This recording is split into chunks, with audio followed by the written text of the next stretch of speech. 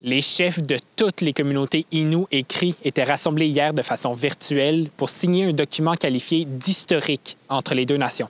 C'est un événement historique parce que c'est avec nation et nation, avec les Innu et les Cris. Je dis historique parce que c'est la première fois qu'on a fait ça. Dans l'entente signée lundi, on a convenu que les Cris partageront cet hiver leur quota annuel de caribous migrateurs disponibles pour la chasse avec les Innu.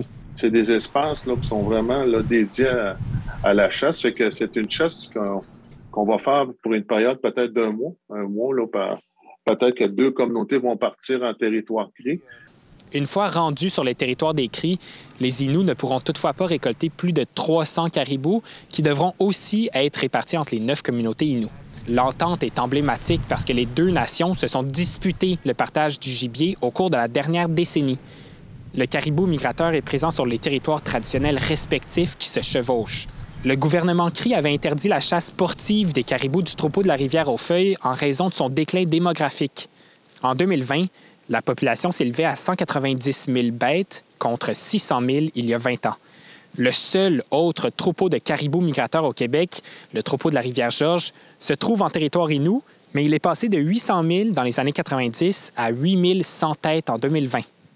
Pour les Innu, il manque le caribou. Puis pour continuer à partager leurs coutumes, à enseigner les jeunes, ils nous ont dit que ça fait 5, 6, 7 ans pour certaines aînées qui n'ont pas goûté le caribou. C'est comme pour nous autres de ne pas goûter l'outarde. L'entente, ou la compréhension mutuelle, comme ils l'appellent, est aussi une source de fierté pour les Autochtones qui n'ont pas attendu l'approbation du provincial avant de statuer sur l'exploitation de leurs ressources. C'est une sorte de partage sans le gouvernement du Québec. C'est entre deux nations. On est très fiers d'avoir une entente entre deux nations, d'aussi, le but ultime, c'est la préservation et la conservation du caribou. Bien que l'entente doit prendre fin dans 1 an, elle pourrait aussi être facilement renouvelée pendant des décennies jusqu'à ce que le troupeau du lac Georges reprenne des forces. Ici Lambert Gagné-Coulombe, Radio-Canada, à Sept-Îles. Ici Côte-Nord.